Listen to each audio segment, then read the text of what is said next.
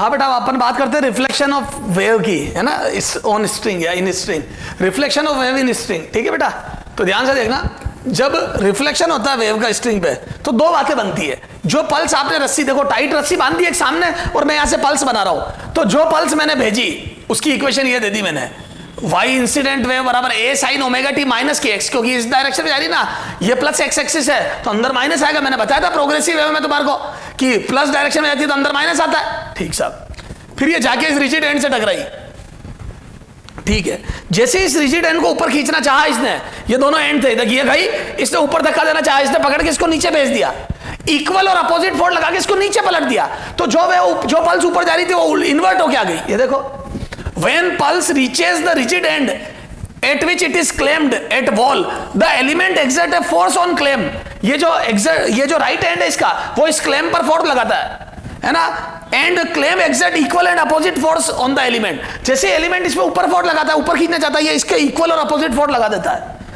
Thus the wave is reflected from fixed end is reflected wave, sorry देखो, thus the wave is reflected from the fixed end, चूंकि force लगता तो ये reflect हो जाती है, and reflected wave is inverted with respect to incident wave, incident की just उल्टी होकर आती है ना, जैसा कि डायग्राम मन में दिखाया गया है, बिल्कुल ओके। अब इस रिफ्लेक्टेड वेव की इक्वेशन क्या होगी? अगर इंसिडेंट वेव की equation is this a sin omega t minus के एक्स, तो क्या मैं बोल दूं, दो बातें होगी, एक तो उल्टी डायरेक्शन में चलने लगेगी, और यहां पे मैं आइडियल केस ले रहा हूं। क्या ले रहा हूं बेटा? Ideal case. आइडियल केस क्या होता है सर? आइडियल कुछ नहीं बोले तो आइडियल केस क्या? एनर्जी लॉस जीरो, कोई energy, no energy loss, no energy loss. तो मैं ऐसा मान रहा हूं कि कोई एनर्जी लॉस नहीं होगा। ठीक है, नो एनर्जी लॉस। ठीक साहब, नो एनर्जी लॉस। ठीक है, तो वाई इंसिडेंट वेव की इक्वेशन ये है, तो बोल रिफ्लेक्टेड वेव तो उल्टी डायरेक्शन में आएगी, क्योंकि उल्टी, और एक एनर्जी लॉस नहीं है तो एम्पलीट्यूड वही रहेगा। फ्रीक्वेंसी तो वैसे भी चेंज नहीं हो सकती, ध्यान रखना, फ्रीक्वेंसी, वाइब्रेशन की फ्रीक्वेंसी कभी चेंज नहीं होती, चाहे मीडियम बदलो चाहे ना बदलो, तो फ्रीक्वेंसी वही रहेगी, डायरेक्शन उल्टी हो जाएगी, और एम्पलीट्यूड भी वही रहेगा, क्योंकि एनर्जी लॉस नहीं लेना है, तो एनर्जी वही रखनी है, और फ्रीक्वेंसी वही है तो एम्पलीट्यूड भी वही रहेगा। क्लियर है? क्योंकि दो ही तो बातों पे, फ्रीक्वेंसी, एम्पलीट्यूड और वेव स्पीड, तीन बातों पे इंटेंसिटी डिपेंड करती है वेव की, ये अपन पढ़ेंगे अभी। तो मैं बोल दूं, ये बात है, ओमेगा चेंज, फ्रीक्वेंसी चेंज होगी नहीं, और रस्सी वो की वही है, उसी रस्सी पे वेव चल रही है, और याद है स्ट्रिंग पर वेव की स्पीड √T/μ होती है, तो ना टेंशन बदली रस्सी की, ना मास पर यूनिट लेंथ बदला, तो वेव की स्पीड भी सेम रहेगी, √T/μ। तो ना वेव स्पीड बदली ना फ्रीक्वेंसी बदली, तो एम्पलीट्यूड बदलने का सवाल ही पैदा नहीं होता। अगर एम्पलीट्यूड बदल दोगे तो एनर्जी लॉस हो जाएगा यहाँ पे। ठीक सर, तो आ जाओ। तो क्या मैं बोल दूं, रिफ्लेक्टेड वेव में क्या क्या बातें होगी बेटा, देखो समझना। तो रिफ्लेक्टेड वेव का एम्पलीट्यूड बदल नहीं सकता, क्योंकि अगर एम्पलीट्यूड बदल दिया तो एनर्जी चेंज हो जाएगी, और एनर्जी हमारे को सेम रखनी है। अच्छा, साइन वो का वही, ओमेगा, फ्रीक्वेंसी बदल नहीं सकती, डायरेक्शन ऑफ मोशन, तो पहले वेव यूं जा रही थी, अब उल्टी जा रही, तो अंदर माइनस की जगह प्लस आ जाएगा, तो अगर वेव प्लस एक्स डायरेक्शन में आ रही थी, अब माइनस में जाएगी रिफ्लेक्ट होने के बाद। और के बदलना नहीं है, क्यों नहीं बदलना है सर? बताता हूं अभी, इंटू एक्स। सर के क्यों नहीं बदलना? याद है, फ्रीक्वेंसी अगर सेम है, फ्रीक्वेंसी सेम, एम्पलीट्यूड सेम, तो मैं बोल दूं बचा क्या? फ्रीक्वेंसी एम्पलीट्यूड सेम है, अरे omega square a square v, तो वी सेम रखनी, वी सेम, और अगर वी सेम रखनी है तो वी होता है ओमेगा बाई के, और जब वी सेम रखना है, ओमेगा सेम है, तो के को सेम रहना ही पड़ेगा, तो के नहीं बदलेगा। सर समझ में आ गई? तो सेम रस्सी पर वेव की स्पीड सेम होती है, सेम रस्सी पर वेव की स्पीड सेम होती है, और ओमेगा कभी, फ्रीक्वेंसी कभी चेंज नहीं होती, चाहे मीडियम चेंज हो ना हो। तो जब ओमेगा चेंज नहीं होता और स्पीड सेम रखनी है तो के सेम रखना पड़ेगा। हाँ, रस्सी बदल जाती, जो अभी ट्रांसमिशन ऑफ वेव में पढ़ेंगे अपन, जब ट्रांसमिशन होगा तो रस्सी चेंज हो जाएगी, स्ट्रिंग चेंज, तब जाके स्पीड चेंज होगी, क्योंकि नई रस्सी का मास पर यूनिट लेंथ अलग होगा, टेंशन हो सकता है सेम हो सकता है अलग हो, तो जैसे जैसे मास पर यूनिट लेंथ वेरी करेगा तो स्पीड वेरी करेगी, और स्पीड वेरी करेगी तो के बदलेगा, तो वहां के बदलेगा। ठीक सर, तो ये इंपॉर्टेंट। ठीक सर, अगला देखो, फ्री एंड से, तो वो रिजिड एंड था, यहाँ रिजिड एंड से रिफ्लेक्शन हुआ था, तो रिजिड एंड ने वेव को उलट के भेज दिया। फ्री एंड में तो जैसे ये यहाँ जाके ऊपर फोर्स लगाएगा तो ये रिंग है, जो रिंग रोड के अंदर फंसी हुई है, तो वो रिंग ऊपर नीचे हो जाएगी, क्योंकि रिंग अपने आप को एडजस्ट कर लेगी, तो वो ऊपर जाके नीचे आ जाएगी। तो मैं बोल दूं, अच्छा अब अगले में देखो, तो फ्री एंड से वेव का क्या होगा, देखो, हाँ ये देखो, if right end of string is attached to a light frictionless ring, बताया ना मैंने, रिंग से अटैच्ड है राइट एंड, ये वाला, which can be freely move on vertical road। yes, ये रिंग यहाँ पे फ्रीली मूव कर सकती है, तो मैं बोल दूं ये राइट हैंड रोड का या रिंग से अटैच्ड है। अब जैसे ही अपन ने पल्स भेजी, a wave pulse is sent on the string from left to right, ठीक साहब, ठीक है। Pulse reaches the right hand, ठीक है, यहां पहुंचेगी। It will reflect with same wave in opposite direction. जो ये रिफ्लेक्ट होगी तो सेम वेव रहेगी और अपोजिट डायरेक्शन में चलेगी। देख डायग्राम में मैंने बता रखा, ये देख सेम वेव अपोजिट डायरेक्शन में, देख वेव ऊपर की ऊपर रही लेकिन अपोजिट डायरेक्शन में चल रही है। ठीक सर, ठीक है। If equation of incident wave is given by this, अगर इंसिडेंट वेव की इक्वेशन ये है तो रिफ्लेक्टेड वेव में, मैं बोल दूं रिफ्लेक्टेड वेव में एक तो एनर्जी लॉस नहीं लेना है, तो एम्पलीट्यूड वही रखना है, फ्रीक्वेंसी कभी जिंदगी में चेंज नहीं होगी, और डायरेक्शन जो प्लस में थी वो माइनस में हो जाएगी, तो यहां पे प्लस के एक्स आ जाएगा। ठीक है, तो सर दोनों इक्वेशन सेम बनेगी क्या? नहीं, वहां पे देख बेटा एक गलती आपने करी। सर क्या गलती करी? वेव उलट भी तो जाएगी। अरे बेटा वेव इन्वर्ट भी तो हुई है, वेव नीचे आ गई तो जो वाइब्रेशन ऊपर हो रहे थे वो नीचे होंगे। बेटा आपने भी नहीं बताया, मैंने भी ध्यान नहीं रखा, तो यहां माइनस आएगा। तो देखो एक तो वेव की डायरेक्शन उल्टी, तो प्लस की जगह माइनस अंदर आ गया। ओमेगा वही रहा, के वही रहा क्योंकि स्पीड वही रखनी थी, एम्पलीट्यूड वही रहा क्योंकि एनर्जी लॉस नहीं लेना था, पर वेव उलट गई ए अपोजिट, तो मैं बोल दूं माइनस आएगा एक। तो जो वाइब्रेशन वाई में पॉजिटिव में हो रहे थे अब वो नीचे होने लगेंगे। ध्यान रखना बेटा, ये ध्यान नहीं दिया अपन ने, माइनस। इसमें माइनस नहीं आएगा क्योंकि वेव नहीं उल्टी, डायरेक्शन उलट गई। अरे वेव जाने उल्टी लग गई लेकिन वेव खुद उल्टी नहीं हुई। देखो वेव की डायरेक्शन जो इधर थी वो इधर हो गई, तो वेव की डायरेक्शन उलट गई लेकिन वेव खुद उल्टी नहीं हुई, वेव ऊपर ही रही। तो वेव की डायरेक्शन उलट गई लेकिन वेव ऊपर ही रही। समझ में आ गई सर? ये तो जब फ्री एंड से रिफ्लेक्ट होती है तो वेव पल्स सीधी रहती है लेकिन वेव के मोशन की डायरेक्शन तो उलटती है क्योंकि रिफ्लेक्शन में डायरेक्शन। एम्पलीट्यूड ओमेगा और के वही रहा क्योंकि रस्सी सेम है। ठीक है, एनर्जी लॉस जीरो है। ठीक है, अगर एनर्जी लॉस होता और रस्सी सेम रहती तो ये तो वही रहते हैं, ए बदल जाता क्योंकि एम्पलीट्यूड कम ज्यादा होने से एनर्जी लॉस हो जाता है। ठीक सर, मतलब कम होने से। ठीक है सर, अब अपने को देखना बेटा ट्रांसमिशन ऑफ वेव। अब इधर देख, जब ट्रांसमिशन ऑफ वेव होगा तो अब देखो ट्रांसमिशन दो टाइप से होते हैं। ट्रांसमिशन ऑफ वेव जब वो पार होगी, ठीक है, transmission of wave, transmission of wave. अब इसमें दो केस बनेंगे बेटा, है ना, लाइट टू हैवी और heavy to light. Transmission of wave पहला है ना, पहला दिया light to heavy, light to heavy string, heavy string. ठीक है, first.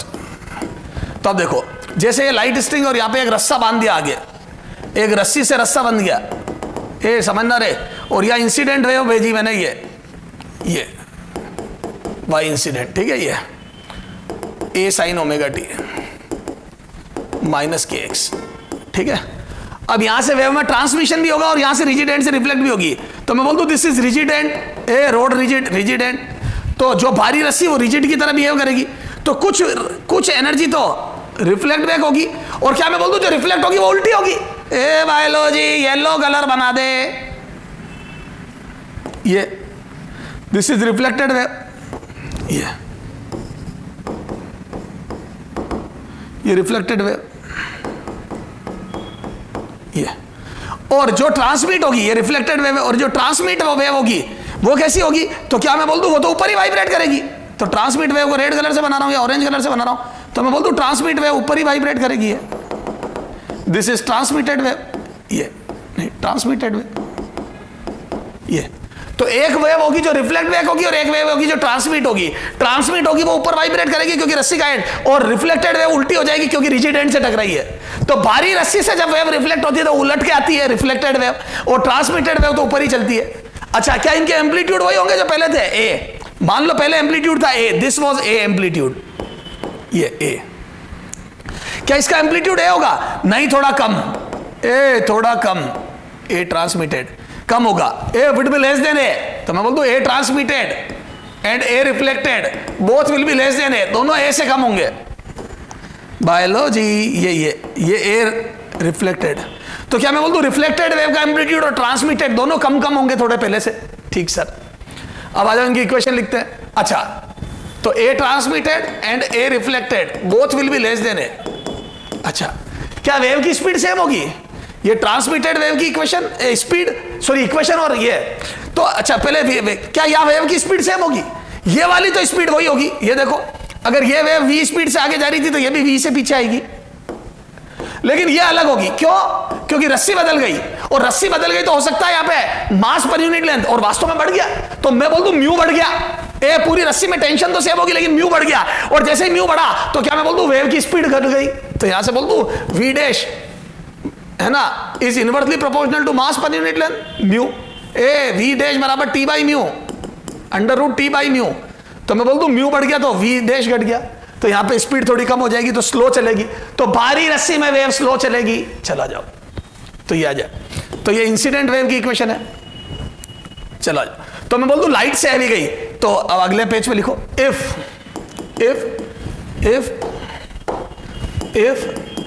Equation of incident wave is given by y incident बराबर a sine omega t minus के X, then equation of reflected and transmitted wave will be, बोलो। तो reflected wave को yellow colour से लिख रहा हूं क्योंकि मैंने येलो बनाया, रिफ्लेक्टेड वेव, तो बोल दो ए रिफ्लेक्टेड एम्पलीट्यूड थोड़ा कम हो जाएगा, बिल्कुल होगा क्योंकि कुछ एनर्जी ट्रांसमिट हुई कुछ रिफ्लेक्ट हुई, तो ओमेगा तो बदलेगा नहीं, ए रिफ्लेक्टेड वेव का ना ओमेगा बदलेगा फ्रीक्वेंसी तो दोनों की नहीं बदलेगी, और इसकी तो स्पीड भी नहीं बदलेगी v, तो ना v बदला ना ओमेगा, तो एम्पलीट्यूड तो बदलना पड़ेगा, नहीं तो एनर्जी कैसे कम होगी।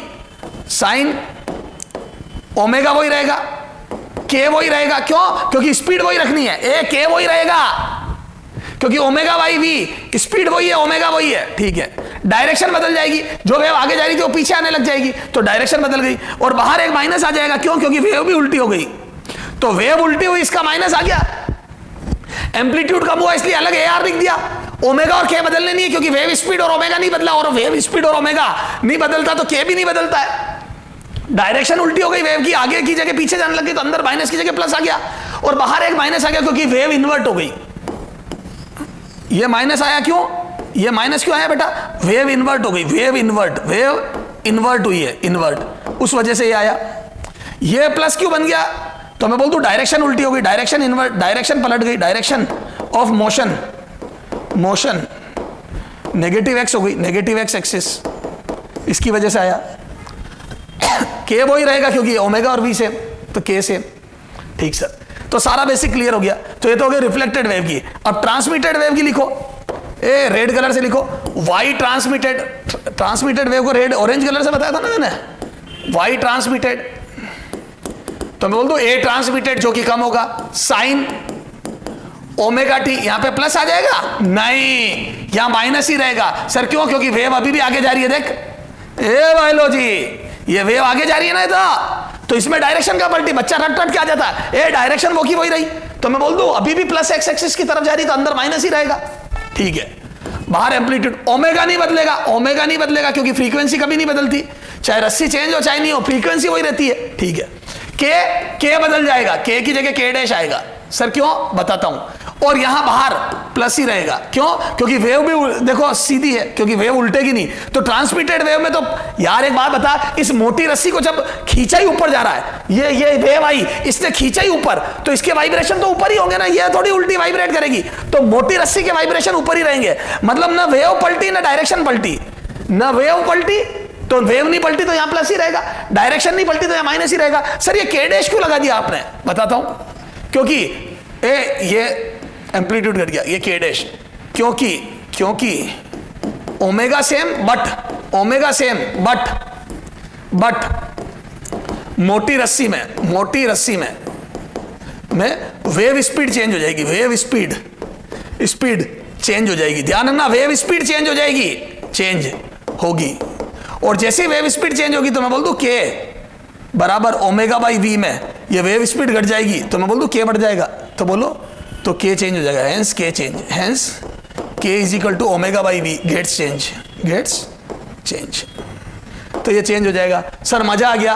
तो रस्सी बदलती है तो वेव स्पीड बदलती है, और वेव स्पीड बदलती है तो कंफर्म के बदलता है, तो ध्यान रखना, या के बदल गया, के सर सब कुछ बदल गया मेरा, आप तो के की बातें कर रहे हो बेटा, ये ऐसी इमोशनल बातें मत कर, पढ़ाई कर। ठीक सर, तो ये तो समझ में आ गया सर, हम आपसे उम्मीद भी नहीं। लाइट टू हैवी स्ट्रिंग, अब उल्टा आ जाए हैवी टू लाइट।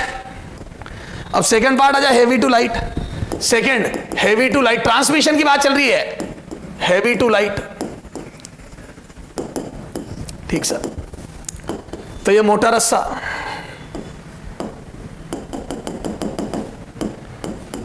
और ये पतली रस्सी, ये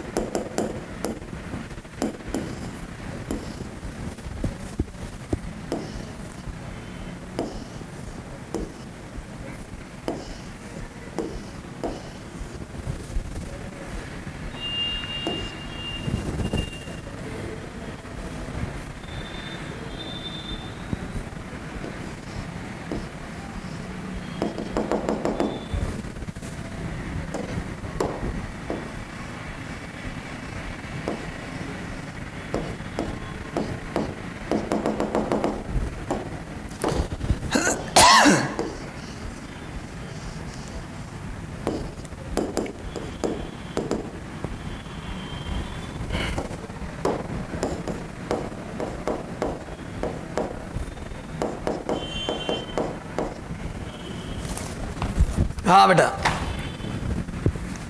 हाँ ये वेव जा रही है हैवी टू लाइट। कहां जा रही है? Heavy to light. और जैसे वेव हैवी टू लाइट जा रही है तो मैं बोल दूं इंसिडेंट वेव की इक्वेशन ए साइन ओमेगा टी माइनस के एक्स दी, ये वाली। ए बात बता, जब ये वेव उधर जाएगी उससे, ये हल्की रस्सी है तो मैं बोल दूं हल्की रस्सी में तो वेव, अरे रस्सी चाहे हल्की हो भारी, वेव तो ऊपर ही रहेगी, ओमेगा भी सेम रहेगा इसका। ए वाइब्रेशन तो कभी चेंज होते नहीं है।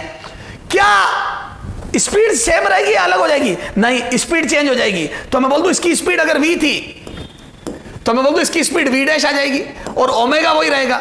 ए वाइब्रेशन की फ्रीक्वेंसी चेंज नहीं होती है पर स्पीड बदल जाती है। हल्की हल्की रस्सी में वेव तेज चलेगी क्योंकि म्यू कम हो जाएगा। ठीक साहब, ठीक है।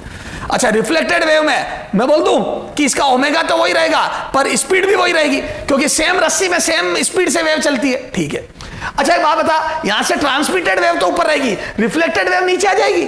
नहीं, रिफ्लेक्टेड वेव भी ऊपर रहेगी। सर क्यों? क्योंकि रिफ्लेक्टेड वेव में इस बार हल्की याद है, लाइट एंड से टकराती है तो वेव की डायरेक्शन चेंज नहीं होती है वाइब्रेशन की, तो वाइब्रेशन ऊपर ही रहेंगे, तो वेव इस बार इन्वर्ट नहीं होगी। तो रिफ्लेक्टेड वेव इन्वर्ट नहीं होगी बेटा, डायरेक्शन बदल जाएगी, डायरेक्शन उल्टी हो जाएगी मोशन की, लेकिन इन्वर्ट नहीं होगी, उल्टी नहीं होगी। क्योंकि हल्की वेव में, हल्की रस्सी में क्षमता नहीं कि पकड़ के नीचे फेंक दे, ये उठा के उसको ऊपर फेंक देगी। तो जब यहां पहुंचेगी तो ये एंड ऊपर हो जाएगा, जैसे रिंग हुई थी ना, ए फ्री एंड पर रिंग वैसे। तो इस बार देखो क्या, इफ अगले पे चलो, if equation of incident wave is given by equation of incident wave is given by क्या? y incident equal to a sin omega t minus kx। अगर इंसिडेंट वेव की इक्वेशन ये है then equation of reflected wave, equation of reflected and transmitted wave will be बोलो क्या हो जाएगी बेटा? तो ट्रांसमिटेड वेव की इक्वेशन y रिफ्लेक्टेड वेव की इक्वेशन, तो मैं बोल दूं एक तो एम्पलीट्यूड कम हो जाएगा, रिफ्लेक्टेड वेव का एम्पलीट्यूड घट जाएगा क्योंकि कुछ एनर्जी ट्रांसमिट हुई है, कुछ रिफ्लेक्ट, और रिफ्लेक्टेड वेव का ओमेगा और v सेम है तो एम्पलीट्यूड तो घटना बहुत जरूरी हो गया, नहीं तो एनर्जी कम कैसे करोगे आप? तो एम्पलीट्यूड कम हो जाएगा, लेकिन डायरेक्शन बाहर प्लस ही आएगा क्योंकि वेव उल्टी नहीं हुई है, साइन ओमेगा वही रहेगा क्योंकि फ्रीक्वेंसी कभी नहीं बदलती, और अंदर प्लस आ जाएगा क्योंकि वेव की डायरेक्शन उल्टी हो गई रिफ्लेक्टेड वेव की, और k वही रहेगा क्योंकि v वही है। अरे बोलो, तो बाहर प्लस आया क्योंकि वेव सीधी रही, अंदर प्लस आ गया क्योंकि वेव की डायरेक्शन उलट गई, ओमेगा वही रहा और k वही रहा क्योंकि वेव की स्पीड वही है, k वही रहा क्योंकि omega and v same, so k same. तो जब ओमेगा और v दोनों ही नहीं बदले तो k कैसे बदल जाएगा? ठीक है, ठीक सर। अब आ जाओ वाई ट्रांसमिटेड, तो वाई ट्रांसमिटेड वेव, तो ये आ जाएगा ए ट्रांसमिटेड, और ट्रांसमिटेड वेव तो ऊपर ही जाएगी तो यह प्लस ही आएगा साइन ओमेगा टी, ओमेगा कभी नहीं बदलता, और माइनस क्योंकि डायरेक्शन भी नहीं बदलेगी, जाएगी आगे ही, वेव जाएगी आगे, ओमेगा वही, लेकिन अंदर के डैश आ जाएगा। क्यों आ जाएगा के डैश? क्योंकि v बदल जाएगा, ए यहां पे v बदल जाएगा, और v बदल गया, ओमेगा वही है तो k कंफर्म बदलना है, बता रखा है बेटा मैंने। तो दोनों में बाहर प्लस आएगा क्योंकि वेव दोनों जगह, रिफ्लेक्टेड वेव और ट्रांसमिटेड वेव दोनों सीधी रही तो बाहर प्लस, डायरेक्शन रिफ्लेक्टेड में उलट गई तो अंदर प्लस, और ट्रांसमिटेड में डायरेक्शन वही रहती है तो माइनस। ओमेगा कभी नहीं बदलता, k बदल जाएगा किसमें? ट्रांसमिटेड वेव में। रिफ्लेक्टेड वेव में k भी नहीं बदलेगा क्योंकि उसी रस्सी पर वेव उसी स्पीड से चलेगी। तो this is the theory of transmitted and reflected wave. अब आ जाओ इस पे क्वेश्चन करते बेटा अपन। हाँ बेटा, अब अपने को क्वेश्चन करने इस पे है ना। तो ये देखो, जैसे मान लो एक वेव है, मैंने ये रस्सी पे, सॉरी पल्स है, ये पल्स मैंने बनाई ए बी सी, और ये उधर जा रही है वी स्पीड से। अब अपने को, और ये रिजिड एंड है, साफ दिया हुआ है, तो बताओ reflected wave will look like. तो रिफ्लेक्टेड वेव कैसी दिखेगी? तो क्या मैं बोल दूं रिजिड एंड है तो वेव उलट के आएगी, रिजिड एंड में वेव इन्वर्ट हो जाती है, तो ऊपर वाले दोनों ऑप्शन गए। ठीक सर, वेव उल्टेगी, और जो हिस्सा पहले गया वो पहले रिटर्न होगा, तो मैं बोल दूं ए सबसे इधर होगा, बी उसके पीछे और सी सबसे पीछे, तो ए इधर होगा, A then B then C. Sir समझ में आ गई? हाँ इधर आ जा। एक t बराबर 0 पर एक पल्स बनाई मैंने 10 सेंटीमीटर एम्पलीट्यूड की, 10 से आगे जा रही है, और एक t बराबर 2 पर 2 सेकंड बाद एक और पल्स बनाई 10 सेंटीमीटर एम्पलीट्यूड की, आइडेंटिकल पल्स। तो 2 identical wave pulse are generated in string at t बराबर 0 एंड 2 सेकंड। 0 और 2 पर तेने घड़ी स्टार्ट कर दी थी, मैंने पहली पल्स बनाई थी, तो 2 पे जब ये बनाई मैंने, तो मैं बोल दूं ये 20 मीटर आगे जा चुकी होगी तब तक। अरे यार ये सॉल्यूशन का हिस्सा 20 मीटर, ठीक है ठीक है। तो आपको ये बताना है, और दोनों 10 मीटर पर सेकंड से 100 मीटर लंबी रस्सी पर मूव कर रही है, तो आपको ये बताना है then after 11 and 13 second, after 11 and 13 second string will look like. तो ये रस्सी कैसी दिखाई देगी, है ना। अब देखो एंड के बारे में बोला, पहले में फ्री एंड है, तो क्या मैं बोल दूं पहले में फ्री एंड है, और सेकंड में रिजिड एंड है तो सेकंड रिजिड में कर दूंगा। तो क्या मैं बोल दूं फ्री एंड है तो वेव वैसी की वैसी आ जाएगी, रिफ्लेक्टेड वेव, और मैं बोल दूं जो t बराबर 0 पर वेव चली थी वो 11 सेकंड में से 10 तो आगे जाएगी। अरे देखो ना यार, 100 मीटर चलने में वेव की स्पीड 10 है, तो 1D लगाओ ना, 100/10 10 सेकंड तक आगे जाएगी और 1 तक पीछे आएगी। तो मैं बोल दूं पहली वेव जो 11 सेकंड के लिए चली है वो 100 मीटर आगे और 10 मीटर पीछे आ जाएगी। तो देखो आ जाओ, after 11 second solution of first part, after 11 second, after 11 second first pulse will travel 11 into 10, है ना, will travel 11 into 10 110 metre distance. तो 110 मीटर डिस्टेंस ट्रेवल करेगी, पहली पल्स डिस्टेंस ट्रेवल करेगी 110 मीटर, है ना। तो आ जाओ, तो 110 मीटर डिस्टेंस ट्रेवल करेगी, और फ्री एंड है तो वैसी कैसी, तो 100 आगे और 10 पीछे, तो पहली पल्स ही हो जाएगी, दिस इज फर्स्ट पल्स, ठीक है, ये फर्स्ट, और इधर जा रही होगी 10 मीटर पर सेकंड से, ठीक है। और जो सेकंड पल्स होगी उसको ऑरेंज, एंड सेकंड पल्स जो दूसरी पल्स मैंने बनाई थी वो, है ना, विल ट्रेवल कितना रे, तो मैं बोल दूं वो चलेगी 9 सेकंड के लिए, 9 into 10 is equal to 90 metre, is equal to 90 metre, तो वो 90 मीटर चलेगी क्योंकि वो 2 सेकंड बाद बनी थी। ये टोटल 11 चली तो वो 2 सेकंड बाद बनी थी, तो 9, तो मैं बोल दूं 9 में वो भी 90 मीटर आगे होगी, तो वो स्टार्टिंग पॉइंट से ये भी 90 मीटर आगे होगी, पर ये आगे जाके पीछे आई है, और वो सीधी आगे जाती हुई 90 मीटर आगे होगी ये, तो वो यहाँ पहुंची, वो भी यहाँ पहुंची है, और वो भी सीधी, क्योंकि दोनों ऊपर होगी, तो मैं बोल दूं दोनों के एम्पलीट्यूड 10-10 होंगे, इसका भी 10 और उसका भी 10, तो दोनों ओवरलैप हो गई, और ये रेड वाली आगे जाती हुई, तो एक पल्स आगे जा रही है, एक पीछे जा रही है, ये इस समय आगे वाले पार्टिकलों को उठा रही होगी रेड वाली, और ये येलो वाली पीछे वालों को, तो मैं बोल दूं फिर से अपनी शेप रीगेन कर लेगी, क्योंकि ये फोर्स लगा रही है इधर वालों पे और वो फोर्स लगा रही है उधर वालों पे, तो इधर वाले पार्टिकल उठेंगे और ये इधर वाले को उठाएगी, तो येलो पल्स वापस अपना शेप गेन, तो मैं बोल दूं थोड़ी देर बाद ये वापस अलग हो जाएगी, और अभी दोनों कंस्ट्रक्टिवली इंटरफेयर, दोनों का एम्पलीट्यूड 10-10, और याद है 2 वेव सेम डायरेक्शन में ओवरलैप होती तो एम्पलीट्यूड ऐड हो जाता, मैंने इंटरफेरेंस में बताया था, ए मैक्सिमम बराबर A1 + A2। तो ये जो फाइनल वेव बनेगी यहाँ पे, तो क्या मैं बोल दूं 11 सेकंड बाद आपको रस्सी ऐसी दिखेगी, तो नेट रस्सी विल लुक लाइक दिस, ये तो उस समय आपको रस्सी ऐसी नजर आ रही होगी, और ये एम्पलीट्यूड 20 सेंटीमीटर नजर आ रहा होगा, दोनों ऐड हो जाएंगे। तो 20 centimetre would be the amplitude of these two, मतलब interference of these two wave at 11 second, ठीक है साहब। अच्छा 8 सेकेंड, मतलब इसी का फर्स्ट का after 13 second, sorry after 13 second, तो क्या मैं बोल दूं 13 सेकेंड में, तो पहली वाली wave distance travel by D first wave की डिस्टेंस, तो बोल दूं 13 इंटू 10, तो बोल दूं 130 मीटर, यानी कि 30 मीटर पीछे, 100 आगे और 30 पीछे, ठीक है। और है ना सेकेंड वेव कितनी चलेगी सेकेंड, तो मैं बोल दूं वो हो जाएगी 11 इंटू 10, 2 सेकेंड कम चलेगी वो 110 मीटर, तो मैं बोल दूं वो 130 चलेगी और वो 110, तो यानी कि एक पीछे 30 होगी और एक 10, तो इसका आंसर कितना आ जाएगा, देखो वेव बना रहा हूं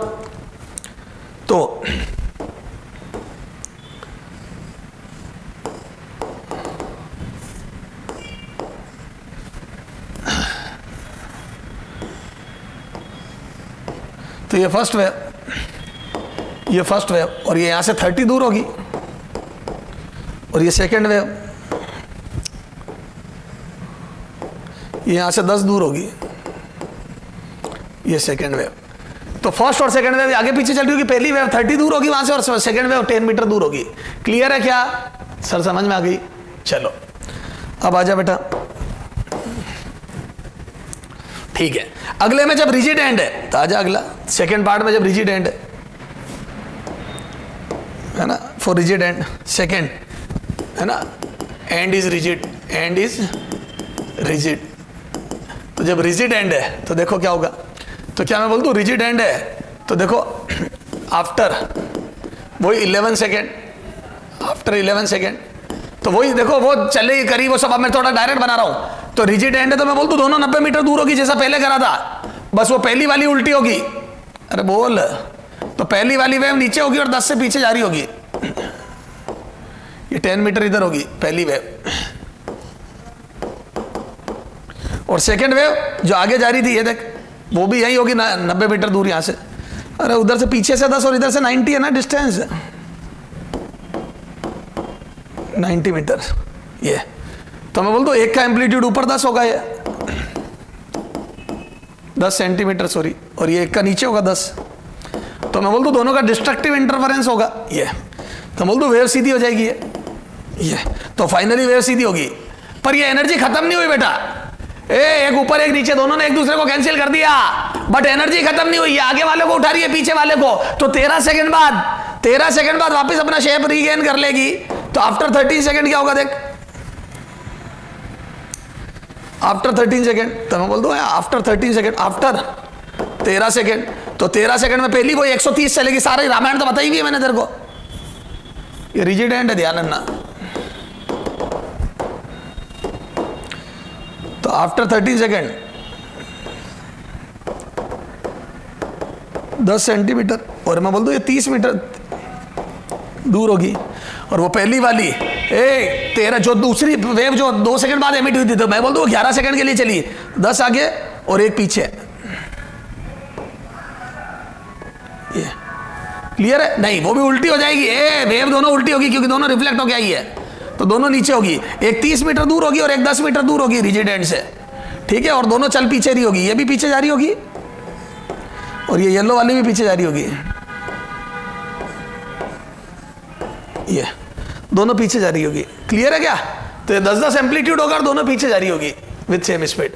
सर समझ में आ गई? तो रिजिड एंड और ये, तो रिजिड एंड में उल्टी होके आ जाती है वेव और फ्री एंड में वैसी की वैसी आ जाती है। उस पर बेहतरीन क्वेश्चन कर लिया अपन ने, और ये देखो शेप वापस रीगेन कर लिया, ये मिली थी। कई बच्चे सोचते हैं एनर्जी खत्म हो गई है, हॉरिजॉन्टल हो गई ना, एनर्जी खत्म, नहीं एनर्जी खत्म नहीं होगी, वापस अपनी अपनी शेप रीगेन कर लेगी। ये देख बेहतरीन question, see the following snapshot, क्या लिखा है बेटा?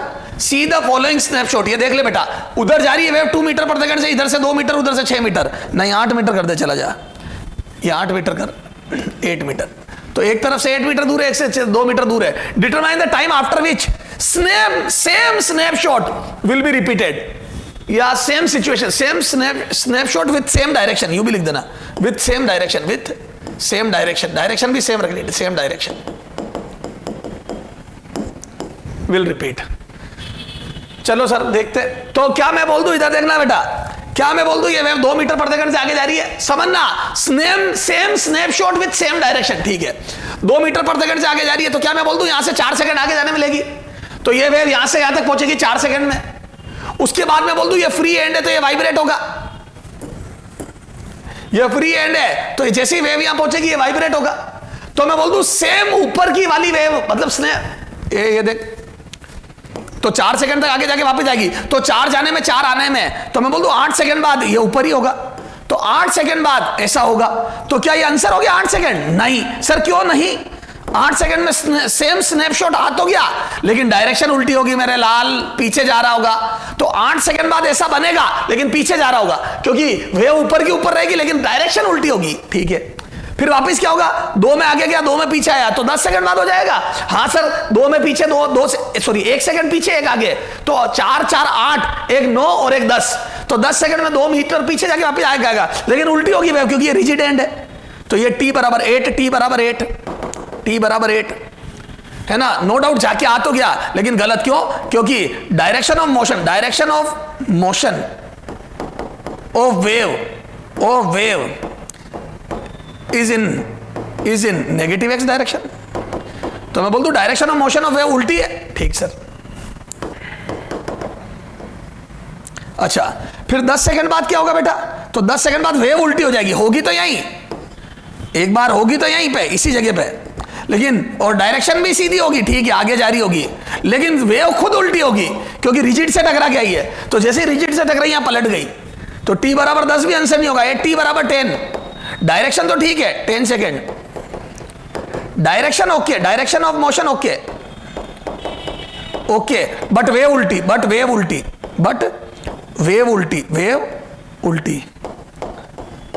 ठीक है, तो वेव उल्टी हो गई इस बार। ठीक साहब, ये कितना हो गया? 10।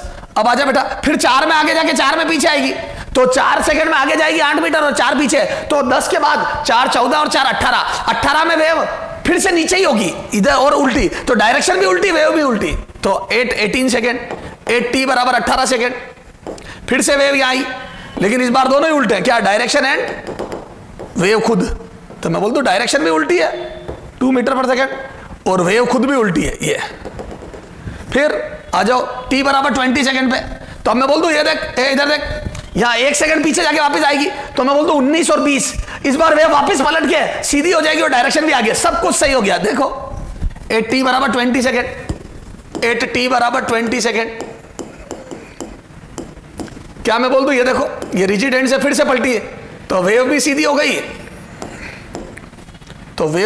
गई, आगे जा रही है 2 मीटर पर सेकेंड से, और ये कितना हो गया बेटा? 2 मीटर, ये 8 मीटर, तो वेव भी सीधी और जा भी आगे रही है, तो बोल दूं ये t बराबर 20 सेकंड इज द आंसर, क्योंकि 20 सेकंड पर वेव 2 बार रिजिड एंड से टकराई है, तो एक बार उल्टी और फिर उल्टी होकर सीधी हो गई, और डायरेक्शन भी आगे, तो सेम स्नैपशॉट आया 20 सेकंड पे, जिसमें डायरेक्शन वगैरह सब सेम थी। क्लियर है क्या सर? समझ में आ गई?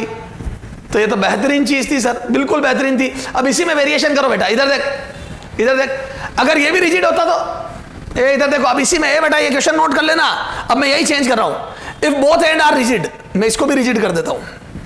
ये क्वेश्चन ये होता बेटा, अब क्वेश्चन चेंज कर रहा हूं मैं, पहले इसको नोट कर ले ढंग से। ये भी रिजिड, बोथ आर रिजिड, ये भी रिजिड, तो वो भी रिजिड, ये भी रिजिड। अब बताओ आंसर। तो सुनना, अब यही गिना रहा हूं, 4 में आगे गई, 4 में पीछे पर उल्टी, तो वेव भी उल्टी, डायरेक्शन भी उल्टी, 4 और 4 8, फिर 1 में पीछे गई 9, अब फिर से वेव उल्टी, तो फिर सीधी हो गई, तो 9 और 1 10, 10 सेकंड में आंसर 10 हो जाएगा। तो 4 वेव उल्टी, 8 हो गए, 1 9 और फिर वापस वेव सीधी और आगे जा रही है 10, 10 सेकंड में वेव भी सीधी, डायरेक्शन भी सीधी, तो आंसर 10 आ जाएगा। क्लियर है क्या? दोनों को लाइट कर दो, इसी में दोनों को लाइट कर दे, ये भी लाइट, ये भी फ्री, मतलब दोनों को फ्री कर दो एंड को, ये दोनों एंड फ्री। तो मैं बोल दूं इधर देख, 4 फिर वापस 4 8, अब डायरेक्शन उल्टी, फिर 9 और वापस ऊपर ही रहेगी और इधर आ गई 10, फिर से 10 आंसर। तो दोनों एंड लाइट और दोनों एंड रिजिड में, दोनों रिजिड है तो वेव 2 बार उल्टी होकर सीधी हो गई और डायरेक्शन इधर आनी है 10 सेकंड बाद, क्योंकि 4 जाने में 4 आने में, 1 पीछे जाने में 1 इधर आने में, और दोनों लाइट है तो दोनों बार वेव उल्टी नहीं होगी, दोनों बार सीधी रहेगी, तो अल्टीमेटली 10 सेकंड। तो जब 2 बार, समझ गए सर हम? ठीक है, तो मेरे हिसाब से तुम आप कर लोगे। तो रिजिड एंड और लाइट एंड पे कैसे क्वेश्चन पूछते हैं, कैसे वेव रिफ्लेक्ट होती है, कैसे ट्रांसमिट होती है, मेरे हिसाब से तेरे को सारी बात समझ में आ गई होगी मेरे लाल फूल। सर बिल्कुल समझ में आ गया। अब एक थोड़ा एनर्जी वाला क्वेश्चन करते हैं अपन, ठीक है? हाँ बेटा। आज अपन बात करते हैं फॉर्मेशन ऑफ स्टैंडिंग वेव। ठीक है, स्टैंडिंग वेव प्रोग्रेसिव वेव क्या होती है, बेसिक तो अपन ने देखा ही था। प्रोग्रेसिव वेव जो मीडियम में आगे ट्रेवल करे उसमें एनर्जी प्रोपोगेट करती है, पार्टिकल तो वहीं पे वाइब्रेट करते हैं, पार्टिकल कभी मास कभी वो ट्रांसफर नहीं होगा, तो energy gets transferred from one place to another, that is progressive wave. Standing wave में एनर्जी वहीं पे वाइब्रेट करती है, याद है, एनर्जी एक फॉर्म से दूसरे फॉर्म में कन्वर्ट होती है। और स्टैंडिंग वेव कब बनती है, जब बाउंडेड मीडियम हो। कैसे बनती है एक वेव और उसकी रिफ्लेक्टेड वेव की ओवरलैपिंग से, तो देखो superposition of two wave travelling in same medium with same speed, speed same होनी चाहिए और सेम मीडियम में but in opposite direction generates standing wave. तो दो अपोजिट डायरेक्शन में चलती हुई सेम स्पीड वाली वेव सेम मीडियम में स्टैंडिंग वेव का फॉर्मेशन करती है ना। वेव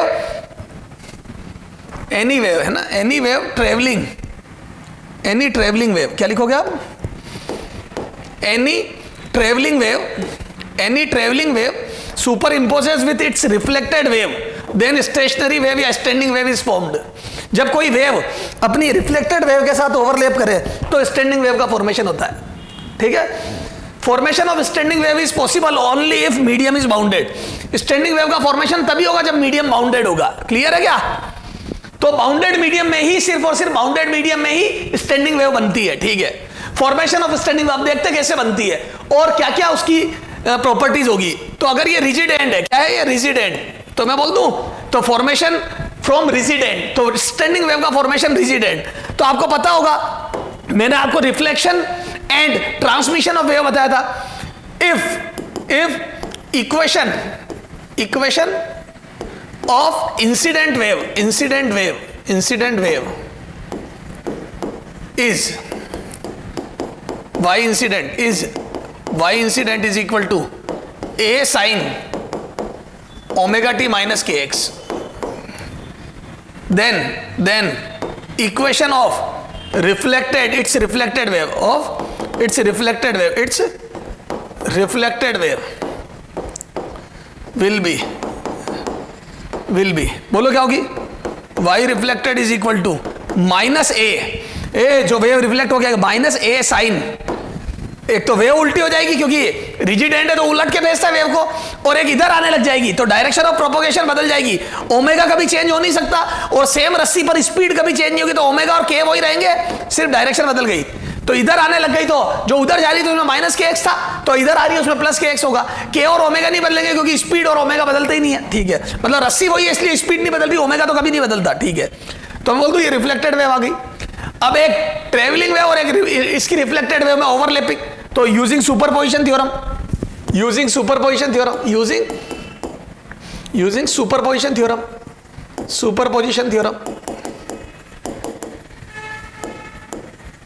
बोलो क्या आ जाएगा, y net is equal to y incident plus y reflected. ठीक सर, तो यहां से y नेट कितनी आ जाएगी बोलो, a sine omega T minus के x minus A sine omega T plus के X. This is reflected wave minus वाली and this is incident wave. चलो आ जाओ, ए कॉमन ले लिया, फिर मैं बोल दूं साइन ए माइनस बी का फॉर्मूला बोलो, अरे using sign a plus minus B, दोनों फॉर्मूले एक साथ लिख रहा हूं। याद है साइन ए कॉस बी, प्लस वाले में प्लस आता है, इधर देख बेसिक मैथ, साइन ए कोस बी प्लस कोस ए साइन बी,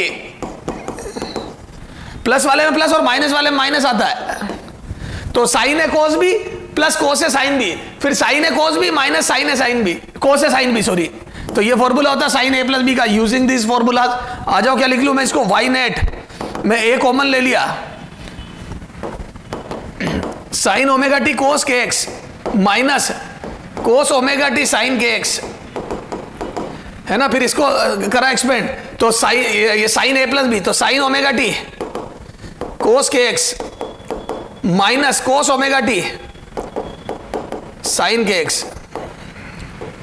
ये तो मैं बोल दूं यहां से ये cos sine omega T cos के एक्स और minus sine omega T cos के एक्स कट गया। ठीक है, फिर ये दोनों ऐड होके कितना आ जाएगा बोलो, माइनस 2a है ना, साइन के एक्स पहले कोस ओमेगा टी। ठीक है, साइन के एक्स कोस ओमेगा टी, ये बन गई नेट वेव की इक्वेशन। ये अब देखो ये जो स्टैंडिंग वेव, याद है स्टैंडिंग वेव में एक साइन के एक्स वाला कॉम्पो या साइन कोस के एक्स वाला होता है और एक साइन कोस को ओमेगा टी वाला होता है। दिस इज वाइब्रेशन का कंपोनेंट, ये वाइब्रेशन डिसाइड करेगा, ये वाइब्रेशनल कंपोनेंट है। और ये हो जाएगा amplitude, this is amplitude. Minus से कोई फर्क नहीं पड़ रहा, वो तो टाइम के साथ प्लस भी आएगा माइनस भी। तो बोल दूं ये पूरा एम्पलीट्यूड हो गया बाहर वाला, जो किसी पोजीशन को या एक्स को फिक्स करने पर फिक्स हो जाएगा। जैसे x बराबर 1 वाले पार्टिकल का अलग होगा, 2 वाले का अलग होगा, 3 वाले का अलग होगा। तो मैं बोल दूं दिस इज एम्पलीट्यूड, ये एम्पलीट्यूड डिसाइड करता बाहर वाला ये। And this is vibrational component, ये वाइब्रेशन। तो ये t वाला कंपोनेंट वाइब्रेशन देता है, ये बताएगा एक पर्टिकुलर x वाला पार्टिकल टाइम के साथ ऊपर नीचे हो रहा है, और ये बताएगा किसका एम्पलीट्यूड कितना है। सर समझाओ, बताता हूं। तो बोल दूं hence amplitude of standing wave, hence amplitude of standing wave, amplitude of standing wave, standing wave of standing wave, wave depends upon,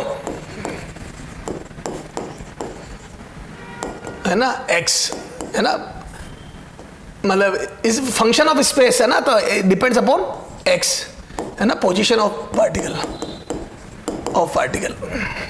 तो अलग अलग पोजीशन वाले पार्टिकल का एम्पलीट्यूड अलग होगा, position of particle. It is given bye, तो मैं बोल दूं ये हो जाएगा एम्पलीट्यूड ए इक्वल टू, देखो इसमें काम करो आप, स्मॉल ए कर दो, इसको स्मॉल ए कर दो, ये स्मॉल ए कर दो, क्योंकि मैं कैपिटल ए को, उसको एम्पलीट्यूड को कैपिटल ए लिखूंगा, ये सारा स्मॉल ए कर दो। तो यूं समझ लो दोनों जो प्रोग्रेसिव वेव थी वो ए एम्पलीट्यूड की थी, है ना, स्मॉल ए एम्पलीट्यूड की, और इन दोनों की ओवरलैपिंग के बाद जो एम्पलीट्यूड बना उसको कैपिटल ए बोल दिया मैंने। This capital A is equal to 2a sin k x, this is the amplitude. तो जो प्रोग्रेसिव वेव से स्टैंडिंग वेव बनती है उसका एम्पलीट्यूड ये होता है, ये। तो amplitude of standing wave is given by 2a sin k x। अब अलग अलग x का एम्पलीट्यूड अलग अलग होगा, यहाँ x रखते रहो एम्पलीट्यूड आता जाएगा, ये देखो इसी ये वाला पोर्शन बदलता जाएगा। चलो आ जाओ, मैं बोल दूं, है ना। अब देखो फॉर नोड, अच्छा अब देखो नोड और एंटी नोड बता दे। फॉर नोड मैं बोल दूं, फॉर नोड किसको बोलते हैं, जिसका amplitude 0। For node amplitude equal to 0, amplitude a equal to 0। तो नोड वो है जिनका एम्पलीट्यूड 0 होगा, करो इसको 0। तो मैं बोल दूं 2a sin k x is equal to 0। तो 2a sin के x बराबर 0। तो नोड वो पार्टिकल होंगे जिनके लिए एम्पलीट्यूड 0 होगा। अब इसको 0 करो, तो मैं बोल दूं ये आ जाएगा sin के x बराबर 0। और मैं बोल दूं sin थीटा 0 कब होता है, जब, है ना, तो sin थीटा 0 होता है तो के x बराबर n पाई होगा। 0 पाई 2 पाई 3 पाई, हर पाई के मल्टीपल पे 1 2 3 4 पे, तो मैं बोल दूं n बराबर 0 1 2 3। तो यहाँ पे वेयर n इक्वल टू 0 से स्टार्ट कर दो, क्योंकि 0 पे भी नोड बनता है, मतलब sin 0 भी 0 होता है। ठीक सर, तो रखो आ जाओ। तो यहाँ से ये k की value 2 pi by lambda into x, k की वैल्यू रखी इज इक्वल टू, बोलो, इज इक्वल टू n पाई पाई से पाई गया, तो x बराबर कितना गया बेटा, n लेमडा बाई 2। अब रखो n की value n lambda by 2, n lambda by 2। अब रखो n इक्वल टू रखो, तो x1, तो नोड के कोऑर्डिनेट ऑफ